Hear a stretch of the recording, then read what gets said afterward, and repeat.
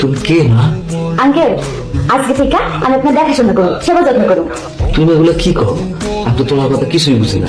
আমার আপনার স্ত্রী নিয়ে আসছে আপনার দেখাশোনা করার জন্য, আপনার ঘর কাপড় চোপড় এসব পরিষ্কার করার জন্য।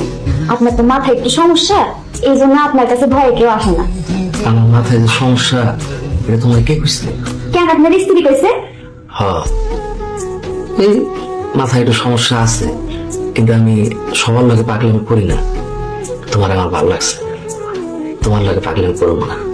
আমারও আপনার দেখে অনেক ভালো লাগছে, অবশ্য খারাপও লাগতেছে, কিন্তু আমার কিছু করার নাই। এই দড়ি খোলার সাধ্য আমার নাই, তাইলে আমার চাকরি থাকবে না। থাক, আমার পায়ের শিক্ষণ তৈরি করা। তুমি আমার রুমটা একটু পরিষ্কার করে দিও, দিয়া আমার লোক একটু গল্প করবা। তুমি একদিন যাবত কারো লোক গল্প করতে পারে না। কোনো সমস্যা নাই, আমি আছি তো। আজকে থেকে আমি আপনার বন্ধু হব, আপনি আমাদের বন্ধু ভাবতে পারেন।